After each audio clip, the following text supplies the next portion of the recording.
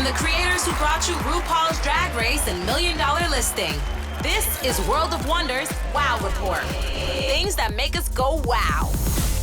Well, hello everyone, and welcome to another scintillating edition of the Wow Report, where we count down the top 10 things of the week that make us go wow. Those are the dulcet tones of James St. James, host of Night Fever, and of course Tom Cambpell, our Chief Creative Officer. And I am Fenton Bailey, and Blake is here somewhere. It's our 450th episode. On Friday the 13th, no less. Yes. I mean, I can you believe 400? Someone is going to years. Has it been almost a decade? It has. Yeah. That's insane. May of next year will be a decade, I believe. Oh, be ding dong. Oh my gosh. Well, that's our show. Thanks for listening. Goodbye. Let's start the countdown while we're still alive at number 10. Tom. Number 10. The Tony Awards, where it's a world where creativity is celebrated, where, you know, Buena Vista Social Club is playing on my television, where Cynthia Erivo is just gorgeous and singing and beautiful, where Cole Escola wins a Tony as the first non-binary actor for Oh Mary, which was just queerest, most organic thing that I think has ever come out of New York and landed on Broadway and gotten its broad appeal. It was 3 hours of living in a bubble of happiness, a beautiful bubble for just 3 hours. And then we went back to the real world. Yes. But for that time, it was just fantastic. One of the reasons I love going to Broadway shows and will spend so much money is because whether the show is good or you feel like you're in church, you feel like you're surrounded, you know, so many performances that have happened there. And, you know, I just always get the chills. And I felt that so many times genuinely throughout the Tonys this year. Cynthia Erivo did an incredible job. The outfits, the Schiaparelli. For her first thing, it was kind of like an Annie gown, like an Annie. Santa Claus. I thought it was very Santa. It was very weird. But the opening number was rousing. I love that she and Sarah Bareilles sang Some Not Tomorrow for the memorials. Great use of her. I love that they use her voice as kind of the narrator throughout, like coming up next. It just made her feel like the host. But if she had done none of that, and just did, and I am telling you, I won a Tony at the end because there were 3 divalicious performances. Obviously, Meghann Hilty for The Gaze, Gaze, which we've talked about on this show, and I hadn't seen it, so I got to see it. Yes, a total hoot. And then there was Audra McDonald, who I don't remember it being that loose. When we've talked about this too. Fenton and I have seen it. Did you happen to watch the Tonys this year, Fenton? I know you're very busy. I did not. I'm guided by you. She did her, you know, Rose's turn, like it's never been done before. And she was channeling the ages, like Pearl Bailey. Like she was unique to herself, but she was every woman, and she presented every woman, Black woman, mother, scorn, pain, like in such an intense way. People were likening it online to when Jennifer Holliday sang, and I am telling you, that first Tonys, that it was an iconic moment that will live forever. It changed your perception of Rose's turn. It was something that was guttural. It was primeval. Yes. Yes. I think they built it as Gypsy, a fairy tale. I mean, I did this with Grace. I watched Bette Midler's with her. I watched Rosalind Russell's with her. I watched Tyne Daly's with her. It is a night of richness to see and even Bernadette Peters did an amazing job. Tyne Daly is my favorite, I think. It's Nicole Scherzinger. I can't say her name. Doing Sunset Boulevard. It is so intense. And it reminded me of being in the audience. Sunset Boulevard was a lot of gimmicks. It could have been seen as a lot of gimmicks, but they all worked. It's amazing also that all of these are working so well on television. You know, it speaks to something that the theatrical experience is great, but listening to you talking about how these performances just sweep all before them. And it's the normal myth is, of course, that it never works on TV, right? I still don't get Sunset Boulevard as a minimalist. I hope you get a chance to see it. You've got to see it, James. I hear the song. I hear her vocal prowess. I hear it. I don't get a young Norma Desmond in minimalist clothing against a screen. She's in a mansion. She's probably the she's in a same turban, age. she's an She's old probably woman. the same age as Norma Desmond. But the way they dress is different. I don't get a modern. All right, James, calm down. We're going to see it when it comes to LA. Cole Escola is playing her. No. Last shout out, because it wasn't part of the televised thing, but I watched a little bit of it online, is Harvey Fierstein got a Lifetime Achievement Award, Tony. And we're running out of time, but that man has changed my life with Torch Song Trilogy, with La Cage aux Folles, with Kinky Boots, on and on and on and on. Oh, and his interview with Barbara Walters. I mean, is one of the iconic moments when he dressed her down. But I'll tell you something. When I saw O'Mary sitting next to me in the theater, was amazing. Harvey Fierstein. Yeah, it was. I had chills. I didn't know who to look at, Cole or Harvey. A great night for theater. A great night for America. And we need a little joy like that right now. Yes. Number 9. Number 9. Sirens, an absolutely bonkers limited series on Netflix. I loved it. I have to explain. First of all, is Julianne Moore doing a role that Nicole Kidman does in her sleep, right? She is a Hamptons woman, a very wealthy woman. It's something you've seen before, but Julianne Moore, I love Julianne Moore, brings to it. It is Millie Alcock from House of Dragons doing a bang up American accent. She's a prim proper assistant, protege, do-gooder assistant. Her sister Meghann Fahy arrives on the scene at a party, and her sister is this ne'er-do-well, black sheep, punk rocker, bad girl, black hair, black outfits, black eyeliner, all this stuff. And Meghann Fahy does a hat trick this year because she has 3 roles that are completely opposite one another, and they're all career making. She did White Lotus, where she's a rich white woman. She did Drop, where she's an every woman caught up in a horror film, and then she does this where she's the bad girl. And they're all 3 complete opposites. They're fantastic. Glenn Howerton from Always Sunny in Philadelphia, he plays against type, and he plays a preppy suitor. He's usually sort of a louse. He's a louse on that. Anyway, so basically the plot is about Millie Alcock's character, who is this, she's a do-gooder. She's trying to help, and then her sister comes to ruin her life. And she comes to the party, and she shows up, and she's loud, and she's like, Madonna, and who's that girl, and she's crazy. Nobody knows that Millie Alcock's character grew up poor. They all think that she's a Hamptonites girl, that she's a rich bitch girl. And so the sister comes and sort of lets that secret out. And the thing about it is that's so bonkers is there are a million tropes that never quite settle into what kind of genre it is. I counted blatant references to All About Eve, Rashomon, Desperate Housewives, Parasite, Midsommar, Who's That Girl, The Running Girl, Knives Out, Perfect Couple, Big Little Lies, and Expats. And James, you have just defined the algorithm as no one else ever has. That's it. It's like someone put all those scripts into an AI blender and cranked out it said make it this, and that's what it was. About halfway through, you find yourself thinking, like, is this like a supernatural thing? Like, are they supposed to be like Greek myths? Are they supposed to be the Greek sirens who lure the men to their death? Are all 3 of these women like the archetypes of the sirens? And it never really quite explains that, but you just wonder: is this a horror film? Is it a mystery? Is it suspense? Is it the new Xanadu? Is it the new Xanadu? Well, yes, could be. But it is really fun. It's not as deep as Perfect Strangers or Pretty Little Lies or one of those, but it's a good way to spend a summer evening binging it.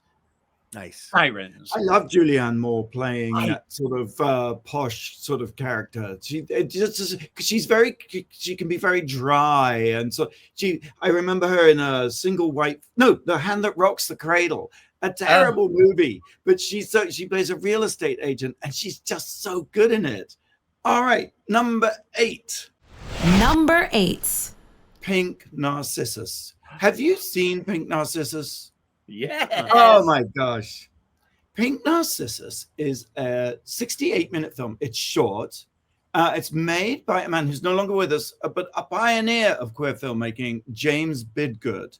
Yeah. And the legacy of this work and his work is so enormous. I don't think we ever really stopped to realize it, but it's because of this film. Pierre David Gilles. LaChapelle, Jean-Paul Gaultier, Yes. Carell, Lady Gaga, I think borrows a lot from Pink Narcissus. Well, anytime you have a queer gaze on a man, you sexualize a male star, it's because of James Bidgood. There you go. So Pink Narcissus, he made it between 1963 and 19. So this film, 1963-71, took him like 8 years to make. And it so infuriated his financial backers that they took the film away from him. And when it came out in 1971, he was so cross with the whole thing, he had his name removed. So no one knew for the longest time who even had made this film. He did finally come out. But wasn't the whole 7 years, wasn't it in his living room? Didn't he film in his living room? Yes. A tiny apartment in Hell's Kitchen.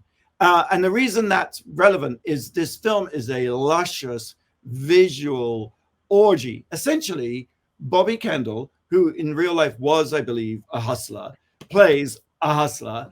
And as he's waiting for his Johns to come calling, he has these fantasies. And they're sort of these amazing sort of cosplay. He's a matador in Spain. He's a biker in a tea room in New York in the subway. He's a Roman slave. That's my favorite one. He's a harem leader. I mean, and he has these sort of fantasies. And the set, it looks like this lush green screen, but it's in his apartment. And everything is bejeweled, and there's layers, and the colors are all rich and saturated. And there has never been a pink like that on film ever. No. And Bobby Kendall is possibly the most beautiful person that ever walked. He has just got these big pouty lips and is basically almost, in spite of all the costumes, somehow seems to be naked a lot of the time. And I realized, like, I actually was so obsessed with this film when I watched it, I took screen grabs. Like, because I did that all night. Yes. In that era, you had Joe D'Alessandro, you had Brad Davis and Carell, and you had this, and you had, what's his name, Bobby Kendall. Bobby Kendall, and they are the three most beautiful men of the century, I believe. You know, it's sort of overwhelming, really. When the film came out in 1971, it got panned. Really, just like everyone said, this is rubbish, this is tawdry nonsense, and so only now, and this is the reason I'm talking about it, is it's been re-released. Strand Releasing, who released Party Monster, have done a 4K restoration, and it's back in theaters. It was just at the P-Town Festival. John Waters has championed it, who has called it, rightly so, a timeless masterpiece. And it's actually, James is going to be playing, if you want to go, Vidiots, June 15th. Yeah. Oh, Tom, I want to come too. Yeah, Tom, go. I've never seen it. Yeah. The other exciting thing, there's going to be a book that's coming out, and also Bart Everly, who's an old friend of Wow's, has made a documentary about James Bidgood. Well, I don't know if you remember this, Fenton, but when we were doing the gallery, James Bidgood would come quite often, and we introduced you to him. I remember that. I was going to get to that, like the regret of not figuring out something to do with him. Yeah. He had this idea for something. I think I still got the pitch somewhere of some, and I was like, it was years ago, like, you know, literally 15 years ago. And I was like, I don't know what to do with this or how to make it. But oh my God, to be able to rewind time and sit James down and say, here's a blank check, just make whatever you want to make. I mean, on the other hand, he also sounds like he was actually very difficult to deal with. Well, 7 years to make a movie, you know. It would be coming out now if you had paid him the money. Exactly. If you have a luxury of doing it all over again, and but it is a shame that, you know, Kenneth Anger, who is sort of in that same you know, space, near the end of his life, he was difficult too. And near the end of his life, he was doing fashion films from Sony and Prada and things. And you wish that James Bidgood could have had that opportunity as well. Yes. Kenneth Anger used to come into the office as well. I mean, yeah, sure. I mean, the other weird thing is 1963 to 71. 1964, Susan Sontag puts out Notes on Cam. 1972, John Waters puts out Pink Flamingos. So the film falls between this sort of space of all this sort of changing about queer erotica and what it was. So I could understand why when it did come out, it looked dated, and why it would take us another 50 years really to appreciate it. But if you can see it, do see it. It is absolutely spectacular. Pink Narcissus. Gonna take a quick break. Shameless plug. Randy and I are going to the Sheffield Documentary Festival next week, and we are doing panels, events, parties. We're doing an evening with Adam and Joe, which was one of the first series we ever did, where Adam and Joe made the entire show in their bedroom. Actually, Pink Narcissus, except they're funny and not gay, so I don't know why. Opposite Pink Narcissus. We're doing a vintage screening of Inside Deep Throat, which also is about 25 years old as well. We're doing a chat with Dawn Airy, who is an amazing broadcast pioneer. Oh, and we're doing a sneak peek of Glitterball, the new we bury the lead. true crime series for HBO. So Wow. if you're in Sheffield, come. Blake, have you got a question? Yes, I do have a question. You know, like fandoms, Ariana's fans or Ariana-nators, or Little monsters. Yes. little monsters. What are Chapel Roan, Charlie XCX, and Sabrina Carpenter's fans called? All right, perfect. We'll have the answer right after the break here on the Wow Report on Radio Andy. You're listening to World of Wonders Wow Report. Things that make us go wow. And welcome back to the Wow Report. It's Fenton here with Tom and James and Blake. And I asked, what are Charlie XCX fans called? What are Chapel Roan fans called? And what are Sabrina Carpenter fans called? Well, why don't I take one and then you take one? I'm going to take Chapel Roan, and I'm going to say they're either the Ronanators or the Chapelettes. No. Okay. Oh. Are they the pink I'll take the Charlie XCX because it must be Bratz, right? No. Oh, probably. No. Okay. I think for Sabrina Carpenter, it's the Carpenters.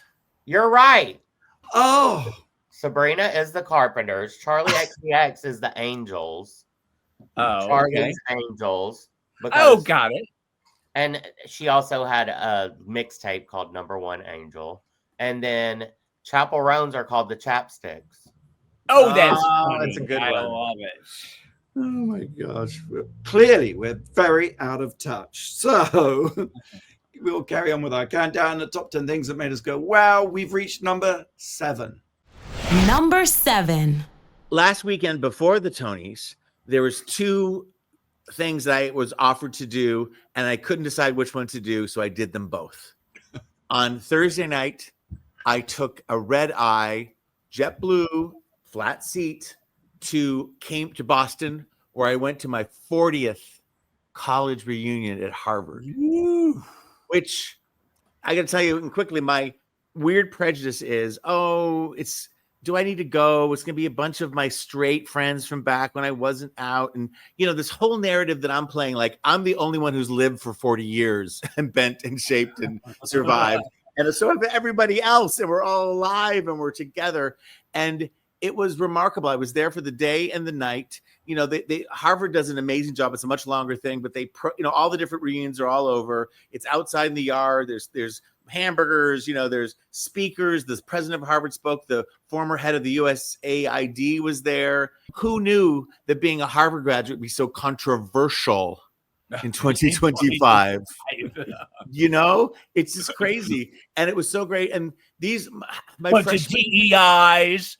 Yeah. Again, it was another bubble that I was able to be at because I was listening to the president speak and this other gentleman. And it's like, it was, the Harvard Yard is situated at Widener Library, which has huge steps. So people are in seats, they're sitting on the stairs. And I looked around, I just walked into it, and it's everyone from everywhere, every color, every dress, just people who have found their way to Harvard. Right. And the idea of making them go away or limiting them, and the insanity of focusing on Harvard. Why not Yale? Why not Brown? I think we know why. Well, yeah. Yes. Surprised Ice didn't show up to spread a little joy. A couple of things, and this sounds self-serving, I'm sorry, but it moved me so deeply, and this is shared with all of us, which is my college freshman roommate, Ben, who I've always loved and respected, who I see at reunions, so we've, whatever, but we haven't stayed close in touch. He said, Tom, I just want you to know that, I'm my son is 24. I think he's graduating from Stanford Law, but he came out as gay in high school. He said, and I was getting divorced at the time, and I didn't know whether, it's like, I didn't know whether to believe him at the time. And of course, he's come to accept it very well. He goes, but during that time, he watched Drag Race, and it really, really helped him. They live in Colorado, and it's just one of those things. I know it happens. I know we know it, but I can't take it for granted, especially now.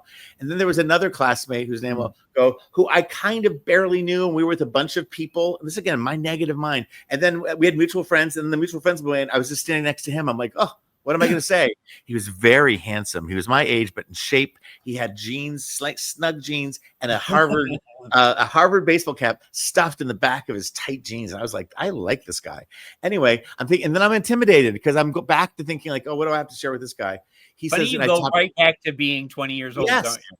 And I talk about World of Wonder, and I talk about RuPaul's Drag Race. He's like, and before I know it, he's telling about his beautiful son who's gay, who has found a lover in Sweden. And then he goes, he has a drag persona. He leans in and he pulls out his phone and he shows me pictures of him. He teaches at a private men's school, or did for a while. And as a teacher, he performed in full drag. He's like 6'2", Adonis beautiful, with like 5-foot heels, doing this crazy drop dead gorgeous thing. And he was so proud of his son, and he's from Northern New York. He goes, in the same high school my son went to, there's a drag queen who's getting like a lifetime achievement award, or did. And he goes, and he was killing all these bad, and he goes, Pandora Box, does that ring a bell? I'm like, yes. And he goes, and Darien Lake. He goes, well, Darien Lake is an amusement park that the drag queen Darien Lake. He's telling me about Drag Race. So again, and how important it was, and how he's and the beaming with pride, showing me these pictures of his son that he keeps on his phone doing. Who's this beautiful boy? On the same weekend was World Gay Pride, which happens every couple of years. It lands in Melbourne. It was in DC, and Leland, our friend Brent McLaughlin, was one of the big executive producers of it, and he had invited, it was J-Lo headlined it, it was Troye Sivan, it was like so many artists, one after another, really well run at the old RFK Stadium, and they had invited Rue to DJ. So I flew down so I could hook up with Rue and Jonathan and Ben Day and everybody. I saw some TikToks of Rue on stage. Yes. And his black and white. Yes. And so saying that he looked like banana in pajamas. That's so funny. It's exactly what it looked like. But he performed. The crowd went wild. And the full circle for me, because it's all about me, is in 1993, there was the Gay and Lesbian March on Washington. Yeah. And that's the first time I saw RuPaul, when he was in red, white, and blue as Wonder Woman singing Supermodel. And he said, people say, what are you going to be in 10 years? I say, I want to be in the White House, but we're going to paint the mother pink. And in that moment of watching, I was overwhelmed with the event in 93, but I recognized immediately we have no leader. We have no Martin Luther King. And in the moment when Rue performed, every man, woman, and child stopped and paid attention. And I thought in my head at that time, a drag queen will save us. I don't know what that means. And all those many years later, Randy and Fenton come into my life. Rue comes into my life. We do Drag Race. And I just had to be there to see Rue set, to just sort of full circle. Did you get goosebumpy? Did you shed a tear? Like, was it? Yeah, it was just great. It was just great to be there. It's just great. Sasha Colby was there. So many other people. Asia O'Hara I saw briefly. Simone. So many people that we love and that we have been lucky enough to encounter in our careers were there. And it just felt I didn't stay for a long time because we're working, but I had to come back. I had to go to my controversial college to go to a controversial event in Washington, D.C. to go back to my controversial show on television. All right. What number have we reached? 6. Number 6. An article in the New Yorker this week really pissed me off. I want to talk about it. A reporter named Lori Gray Shapiro ran an excerpt from a new book about Amelia Earhart called The Aviator and the Showman, about how Amelia Earhart was woefully unskilled as a pilot, and her publicity hungry husband, it was the architect of the legend of Amelia Earhart, and how she was basically a fraud who was more adept at giving speeches. Yes, Tom? I've heard that theory for a long time. Well, okay, but beside that, basically when she did her famous transatlantic flight, that she was in the back seat, that she was in the back of the plane, and two men actually flew it, and then she got out and took credit for it. All this sort of stuff that begs the question, why? This is a tear down piece. It is a hit piece on Amelia Earhart. And Right. I say that for 100 years, little girls have had Amelia Earhart to look up to emulate, to want to be like. It was an icon of the 20th century. She was an icon of feminism. And why in 2025 are we tearing down an icon, a woman, at this time when the Trump administration is removing women's names from military plaques and military historical websites, when Maya Angelou is being taken out of libraries, when Harvey Milk, his name is being taken off his battleship, when we are erasing women and gays, we are erasing entire cultures. We need our heroes, we need our icons, and little girls especially need heroes to look up to in these dark times. And why take down? I don't care if Amelia Earhart was a fraud. It's like Santa Claus. I don't give a fuck.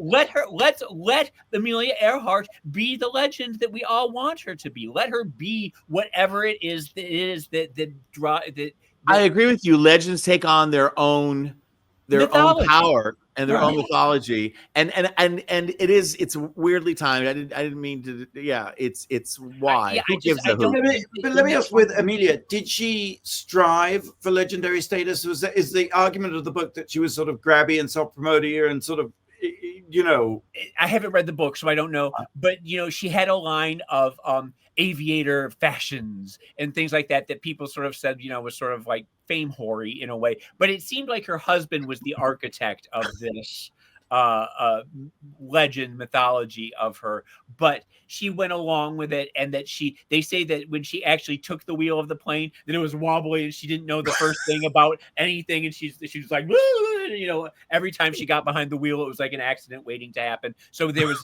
the fact that she went down when she did over the Philippines or whatever, the Galapagos or whatever that island was, that it was sort of a foregone conclusion that she would someday dive into the ocean and kill herself. Anyway, I went online and I was yelling at the New Yorker saying, why now? What does this get you? Why would you do this now? What to what end, New Yorker? To what end? All right. Well, Amelia, rest in perfection, right? Yes. Fly high. Live on in legendary stylus. Number 5. Number 5. So last week, Brian Grazer, who produced, so grateful to him because he actually did put up the money to produce Inside Deep Throat, which we are showing at the Sheffield Documentary Festival. I always thought was a very liberal kind of guy. It was revealed that he voted for Trump. Brian Grazer, Hollywood producer.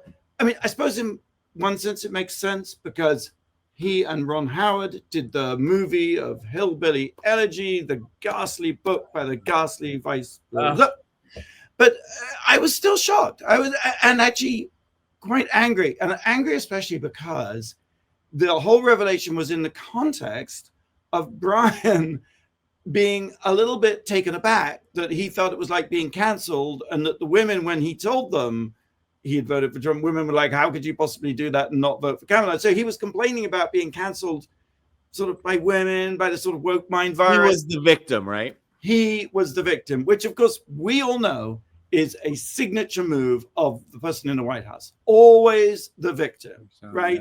Yeah. And we know that that's a big fat lie. I'm going to come back to that because this revelation takes place in the context of a docuseries called Art of the Surge, which is, I'm laughing. It's okay. I was like, well, at least if I'm going to have an opinion about this, I should actually go watch the series because Brian's coming out as voting for Trump is in this series, apparently. And the Art of the Surge follows Trump's re-election. It's on Fox Nation, right? It is on Fox Nation. So I signed up Ooh. and I watched the first 3 episodes. Let me tell you, it is a shit show beyond. Not, by the way, in a good way. It is a never-ending sequence of glad-handers, sycophants, parasites, and freaks, but not good freaks. You know, Tucker Carlson squealing like a pig, Steve Wynn looking sort of grotesque, like a zombie, basically. Yeah. The amount of sucking off and ass kissing, it's repulsive and it's endless.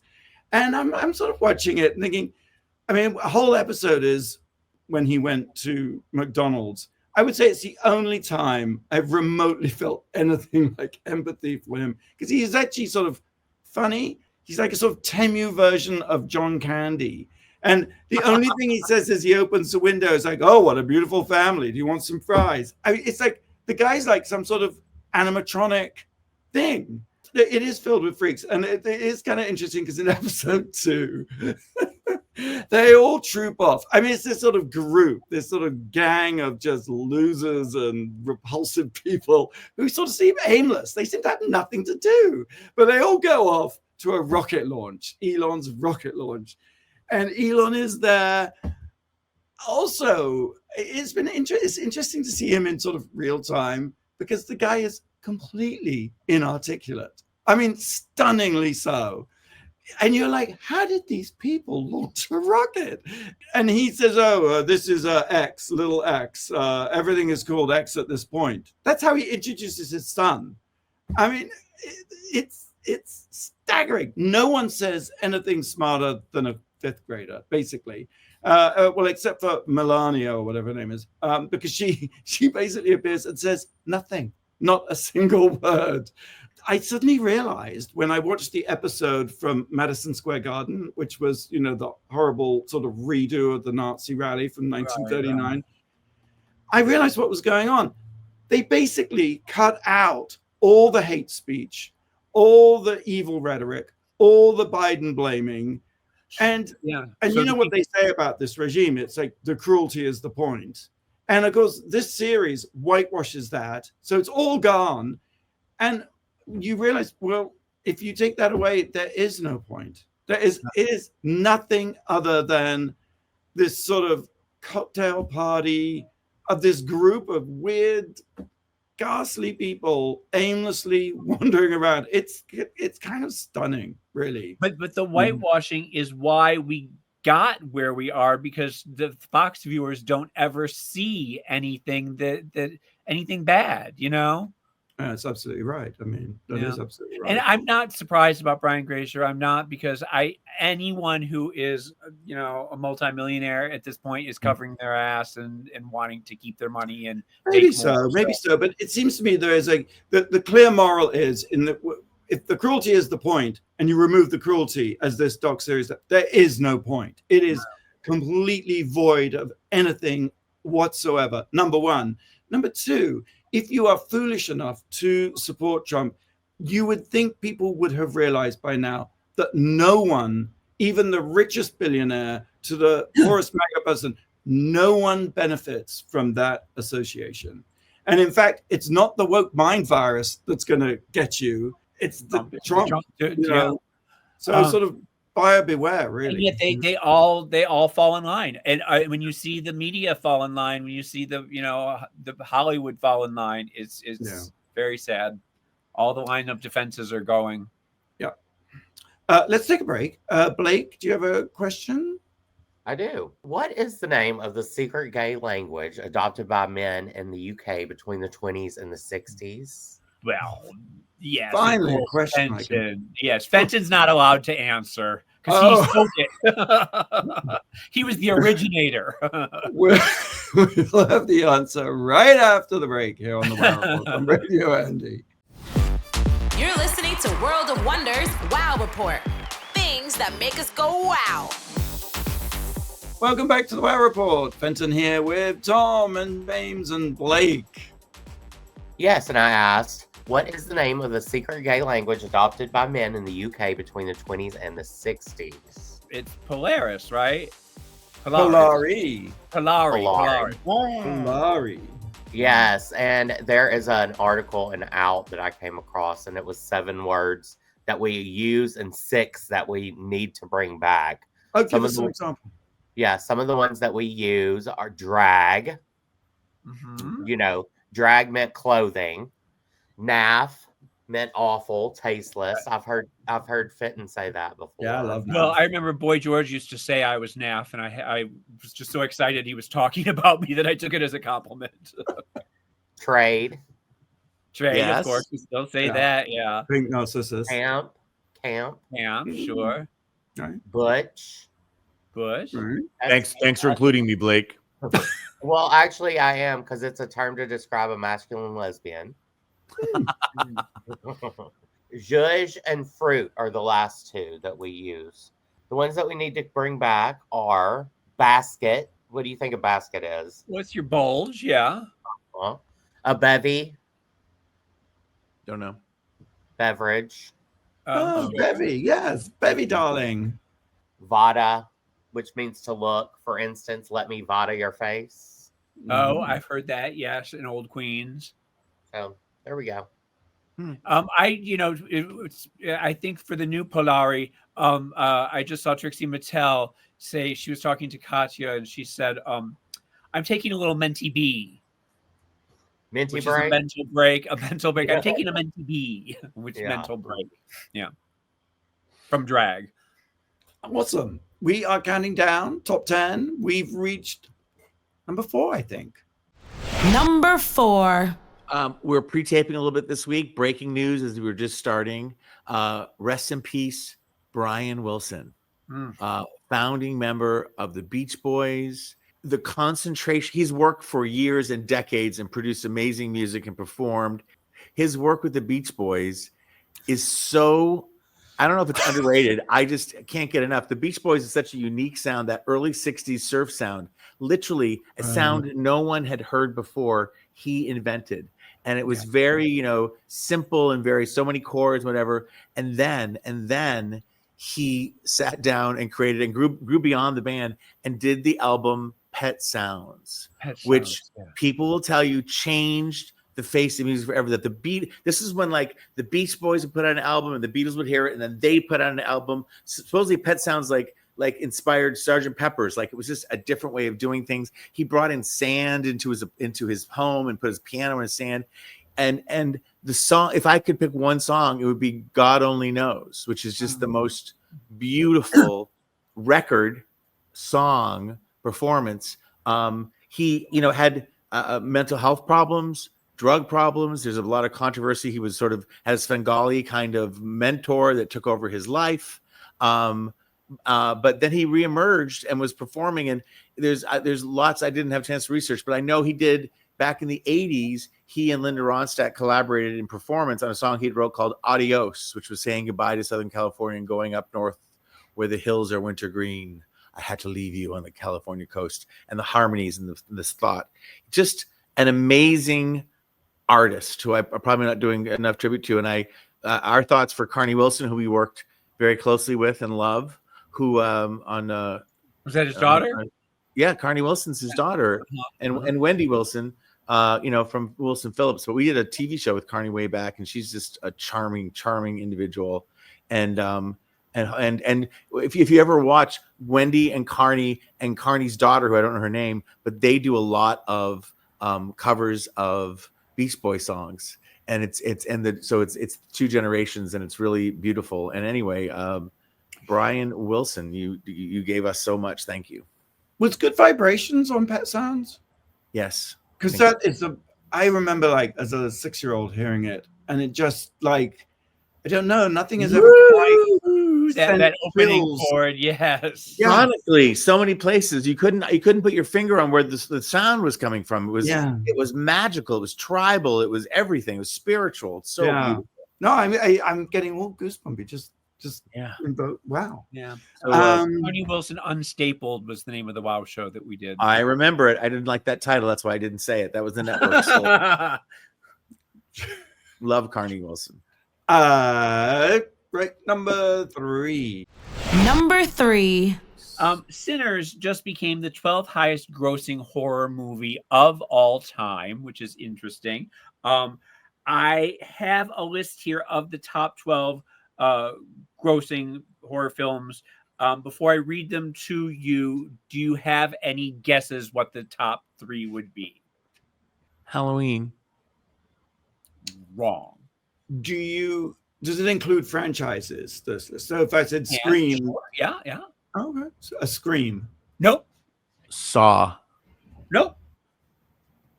Actually, that's interesting because no Halloween made it into the top list. No Scream, no Saw, no Freddy, and no Chucky or no Jason, which is interesting. I'm going to tell you Xanadu.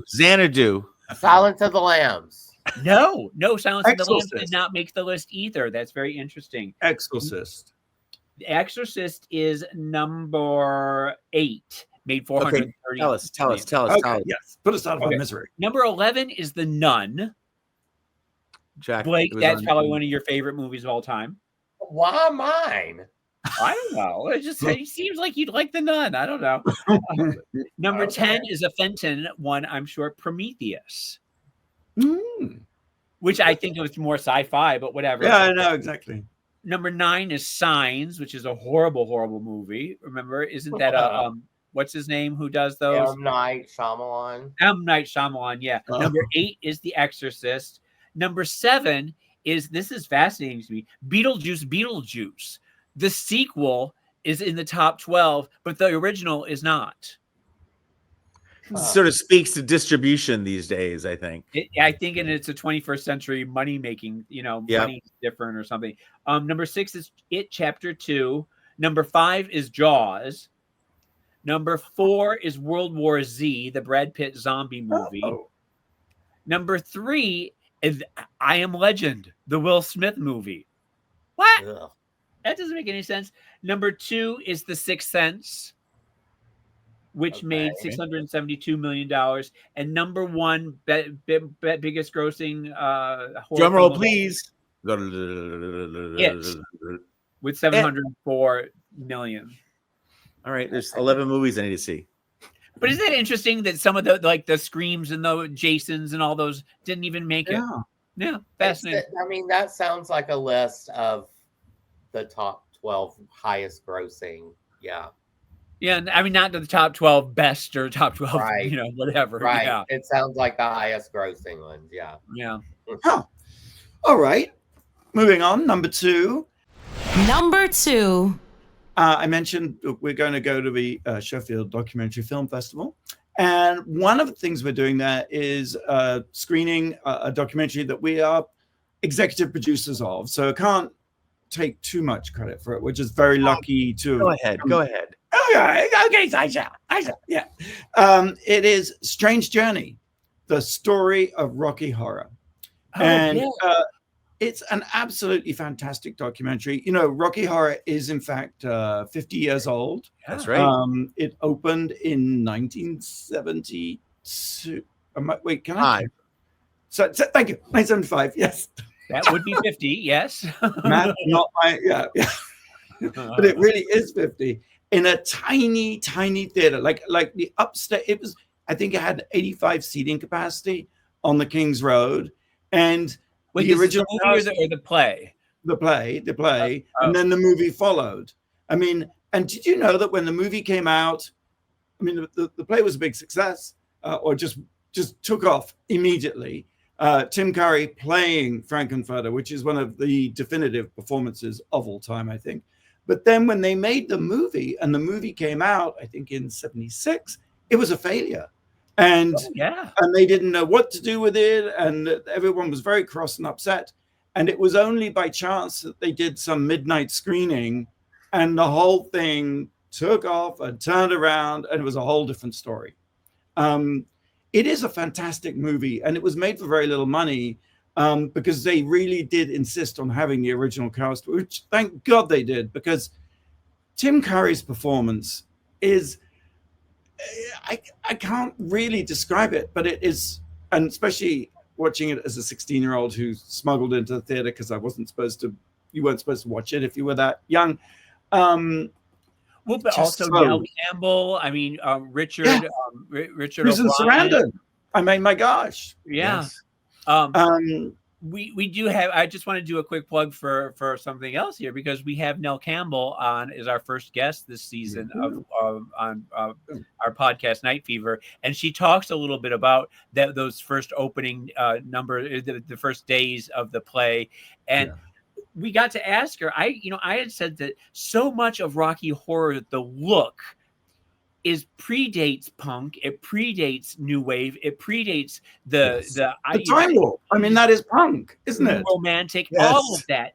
But it looks 80s to me, and yet it's in the 70s. It's just crazy. I often do think where we would all be without Rocky Horror. Yeah. I really do, and it's sort of the sort of thing you could never make today. I mean, it was so far ahead of its time, and so sort of. I mean, it's lovely to be living in the shadow of sounds like negative, but I do feel like under the auspices, so much has happened because of Rocky Horror. And I just also, remember, you have to mention who it was who directed this movie about the documentary, or who directed. Yes, I was going. Yes, I'll get there in an instant. I'll get there right now. The documentary is directed by Linus O'Brien, who is the son of Richard O'Brien, who is the creator and writer of Rocky Horror. And also, I love it because Richard O'Brien has had a controversial profile in the press and media, but this is such a tender portrait. And I often love when children make documentaries about their parents, because there's a different lens that comes into it. It's not sycophantic, but it's very knowing and very intimate, but also it's not gotcha. And but be careful of what you say, because you have a son going into directing who's off to school. Nolan, I hope you're listening to what I want. But he's done a beautiful job, and it's all the cast is there, everybody's in it, and it's just great to hear. Oh, and special shout out to Trixie Mattel, who gives the most incredible interview. And I didn't know Trixie gets her name from Rocky Horror. That's how Trixie became a drag queen, was going to Rocky Horror screenings and being part of the what do they call it, the secondary cast, or where people would just sing along and that's where Trixie got her name from. More than that, though, Trixie tells this incredible story about the power of drag, the ability to take a step up in terms of power, when in fact in some ways you're taking a step down in terms of the way women are perceived in society.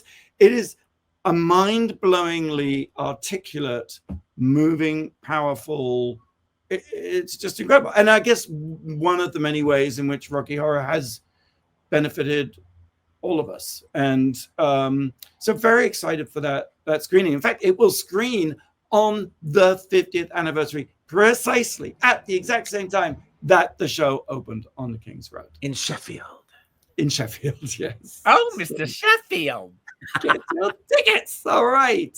Let's take one more break. And when we come back, the number one thing this week that made us go, wow. You're listening to World of Wonders Wow Report. Things that make us go wow. Welcome back to the Wow Report. Fenton here with James and Tom and Blake. And we've been counting down, as usual, the top 10 things of the week that make us go wow. And means we've reached number one. Number one.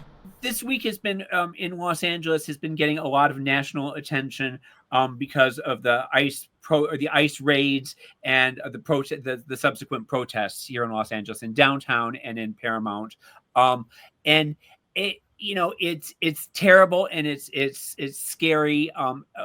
But Los Angeles will be fine. We will survive. Yeah. And friends are calling and saying, "Are you okay? Are you okay?" And it's very located in one place, but it's tiny. It's generally peaceful. It is generated because innocent people were pulled out and thrown into a basement, and people were like, kids. They went into schools. They went into, and Trump's overreaction, everyone knows. Yeah, it's an example of Trump creating a problem going in and then saying he solved a problem that he himself created. Right. And he Exactly. hasn't solved it. He made it worse because there was no reason for him to weaponize the military, bring them here. Then, the army, it wasn't, we didn't need, I mean, we don't need any of this. It's just, was. Well, we also don't need unidentified agents with masks. That's the thing, the masks schools, were so terrible. churches. And now all the ICE people and all the policemen are wearing masks. I mean, make it make sense. Yeah. Make it make sense. So tomorrow, which is Saturday, which is no King's Day, Trump's having his big parade, military parade on his birthday in D.C. But there are protests everywhere, including West Hollywood, which I'm going to join. So just encourage everyone to protest peacefully. And how dare he have a military parade on his birthday? That's something that dictators do. And how much do you want to bet he's going to dress up as a general? He's going to look like some banana republic with. But let's remember some context here. This was a person who dodged the draft with a fake ailment, and who also has disrespected veterans up and down, calling people who get wounded or lose their life Gold Star families. He was refused to meet with them. He's just it's beyond the pale. And on that note, yes, thanks for listening. Same time, same place next week. Until then, and this is very important, go out and do something that makes the world go wow.